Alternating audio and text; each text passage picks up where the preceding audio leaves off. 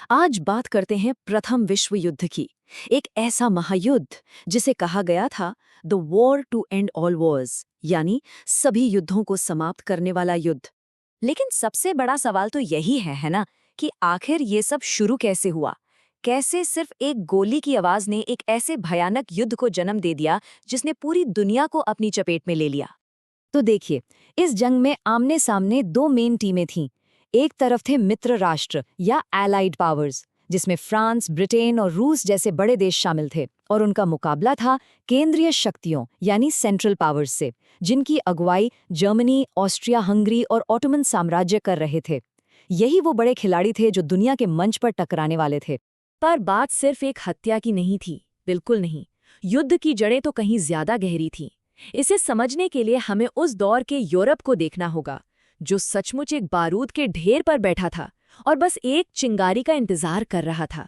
तो ये चिंगारियां थीं क्या? इसे याद रखने का एक बड़ा आसान तरीका है, MAIN। एम से मिलिटरिज्म यानी सैन्यवाद। हर देश अपनी फौजी ताकत बढ़ाने में लगा था, जैसे कोई हथियारों की रेस चल रही हो। ए से अलायंसेस मतलब गठबंधन। देशों के बीच सीक्रेट डील थी कि अगर किसी ने मेरे दोस्त पर हमला किया तो मैं भी जंग में कूद पड़ूंगा। आई से इंपीरियलिज्म यानी साम्राज्यवाद, ज्यादा से ज्यादा जमीन और संसाधनों पर कब्जा करने की होड़। और एन से नेशनलिज्म मतलब राष्ट्रवाद, मेरा देश सबसे महान वाला जुनून, जिसने माहौल को और भी ज्यादा तनावपूर्ण बना दिया था। अब इन सब में जो सबसे खतरनाक चीज थी वो थे ये गठबंधन। सोच कर देखिए, ये बिल्कुल डोमिनो की लाइन की तरह थे। बस एक को धक्का लगने की देर थी और फिर एक के बाद एक सारे देश इस जाल में फंसते चले जाते। मतलब एक छोटी सी लड़ाई भी पूरे यूरोप को आग में झोंक सकती थी। और फिर वो चिंगारी गिर ही गई। एक ऐसी घटना जिसने इस बारूद के ढेर में आग लगा दी और दुनिया को हमेशा के लिए बदल दिया। और फिर देखिए ये डोमिनो इफेक्ट कितनी तेजी से फैला। 28 जून आर्च ड्यूक की हत्या हुई। ठीक एक महीने बाद ऑस्ट्रिया हंगरी ने सर्बिया पर हमला बोल दिया। 2 दिन बाद ही सर्बिया को बचाने के लिए रूस अपनी विशाल सेना के साथ तैयार हो गया। फिर जर्मनी ऑस्ट्रिया हंगरी के साथ मैदान में कूद पड़ा, और जैसे ही जर्मनी ने बेल्जियम पर हमला किया, ब्रिटेन भी इस जंग में शामिल हो गया। मतलब देखते ही देखते सिर्फ 6 हफ्तों के अंदर पूरा यूरोप युद्ध की आग में जल रहा था। तो जंग तो छिड़ गई, पर यह वैसी बिल्कुल नहीं थी जैसा किसी ने सोचा था। जो लड़ाई कुछ हफ्तों में खत्म होनी थी, वो एक लंबे, थका देने वाले और बेहद दर्दनाक संघर्ष में बदल गई। पश्चिमी मोर्चे पर हालत बहुत खराब थी। दोनों तरफ की सेनाएं खाइयों में मतलब जमीन में खोदे गए गहरे गड्ढों में फंस गईं। ये एक वॉर ऑफ अट्रिशन बन गया था, जहां जीत का मतलब ये नहीं था कि किसने कितनी जमीन जीती, बल्कि ये था कि कौन दुश्मन से ज्यादा जानें गंवा सकता है। जिंदगी बहुत मुश्किल थी और जीत इंचों में नापी जा रही थी। और ये मत सोचिए कि लड़ाई सिर्फ यूरोप की थी। जरा इस आंकड़े को देखिए, 70,000। ये उन भारतीय सैनिकों की संख्या है जो ब्रिटिश साम्राज्य के लिए लड़ते हुए शहीद हुए। ये सिर्फ एक नंबर नहीं है, ये वो लोग थे जिनके परिवार थे, सपने थे, जो हजारों मील दूर एक ऐसे साम्राज्य के लिए लड़े जिसने उनके अपने देश को गुलाम बनाया हुआ था। ये हमें याद दिलाता है कि इस युद्ध का असर कितना बड़ा और वैश्विक था।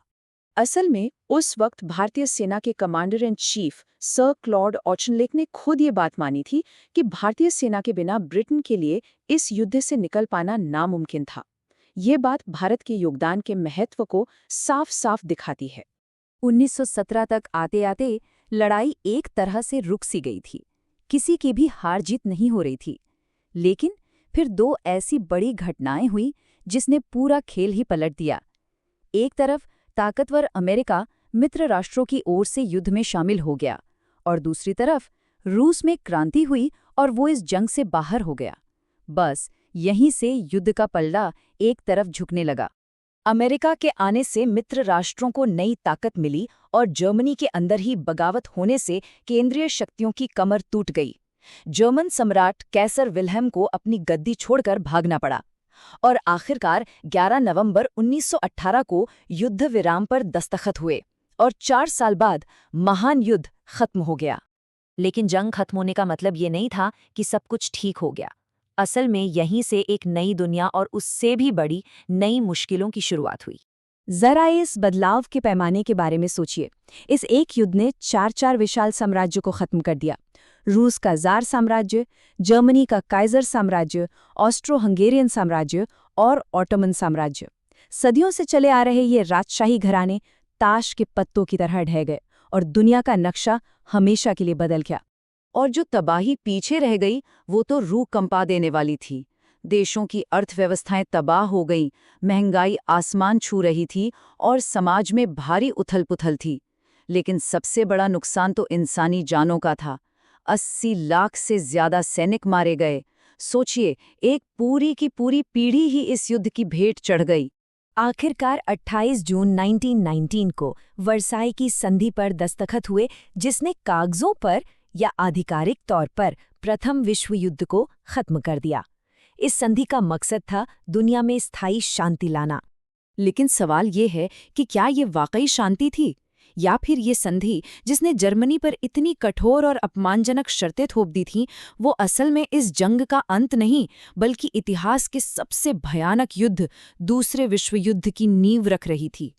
ये एक ऐसा सवाल है जो आज भी हमें सोचने पर मजबूर करता है, और शायद यही इस सभी युद्धों को समाप्त करने वाले युद्ध की सबसे बड़ी और सबसे दुखद विरासत है।